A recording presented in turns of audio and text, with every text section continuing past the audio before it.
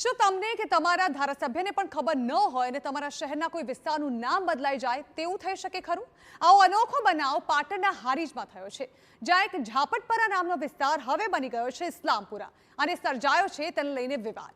પાટણના હારીજના એક વિસ્તારના નામને લઈને એક ચોંકાવનારો કિસ્સો સામે આવ્યો છે।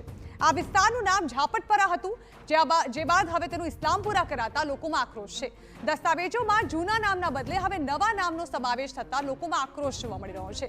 કોઈ પુરાવા વગર ઇસ્લામપુરા નામ થતા હિન્દુ સમાજમાં ભારે રોષ વ્યાપ્યો છે। કયા આધારે નામ બદલાયું તેને લઈને અસમંજસની સ્થિતિ છે। આ વિસ્તારનું નામ બદલાયાનું અમુક લોકોને ત્યારે ખબર પડી જ્યારે તેઓ રેશન કાર્ડનું KYC કરાવવા ગયા હતા। તો બીજી તરફ વિસ્તારના લોકોનો દાવો છે કે તાજેતરમાં જ જ્યારે સરકારી તંત્ર દ્વારા વિસ્તારમાં સર્વેની કામગીરી કરવામાં આવી ત્યારે તેમને ખબર પડી કે તેમના વિસ્તારનું નામ જ બદલાઈ ગયું છે। એટલું જ નહીં, તે વિસ્તારનું નામ બદલવા માટે કોઈ દ્વારા દરખાસ્ત કે પછી ઠરાવ પણ નથી કરવામાં આવ્યો। તેમ છતાંય આ વિસ્તારનું નામ બદલીને ઇસ્લામપુરા કેવી રીતે કરવામાં આવ્યું તે પણ સૌથી મોટો પ્રશ્ન ઊભો થયો છે, કેમ કે આ વિસ્તારમાં હિન્દુ ધર્મના લોકો કરતાં મુસ્લિમ સમુદાયના લોકો વધારે છે, જેથી મુસ્લિમ સમુદાયના લોકોનો વસવાટ વધી ગયો હોવાથી વિસ્તારનું નામ બદલીને ઇસ્લામિક ધર્મ પર રાખવામાં આવ્યું હોય તેવા આક્ષેપ રહીશો દ્વારા કરવામાં આવી રહ્યા છે। મારું નામ ઝાપટપરા હતું, હવે ઇસ્લામપરા નામ પાડ્યું છે, બરોબર। એટલે મને લગ્ન કરે 35 વર્ષ 30 વર્ષ થયા, તારનું ઝાપટપરા નામ હતું, હવે ઇસ્લામપરા પાડ્યું। એટલે આ આધાર કાર્ડમાં કંટ્રોલના કાર્ડમાં ઝાપટપરા નામ આવે, પણ શા કારણે આવી ખબર નહીં। હવે જે નવા રેશન કાર્ડો આવે છે એમાં કયું નામ આવે છે? ઇસ્લામપરા જ આવે। આ ઝાપટપરું છે, પહેલો લાલબાગનો હતો, પછી ઝાપટપરું કર્યું, હજી મોજુદ છે કે પાડાવાળાનો, અને આ લોમ પાડી તો ઝાપટપરું જ છે। તો આ વિવાદ વધુ વકરતા મુસ્લિમ પક્ષ પણ સામે આવ્યો। મુસ્લિમ પક્ષ પણ આ વિસ્તારનું નામ બદલાયાનું સાંભળીને ચોંકી ગયો હતો। આ વિસ્તારના એક મુસ્લિમ આગેવાનનું કહેવું છે કે અમે હિન્દુ પક્ષ સાથે મળીને આ વિવાદનો અંત લાવીશું।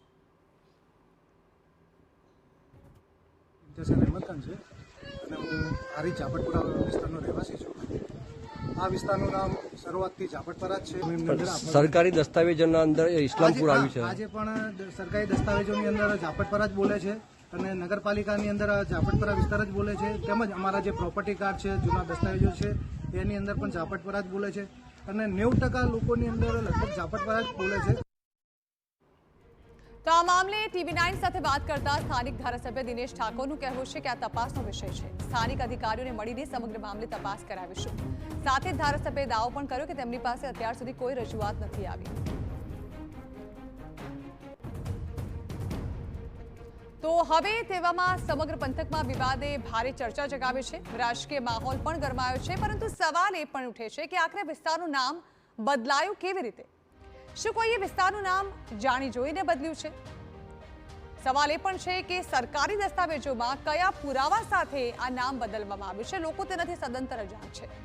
તો સાથે જ સવાલ એ પણ છે કે સરકારી તંત્રને કેમ વિસ્તારનું બદલાયેલું નામ દેખાયું જ નહીં?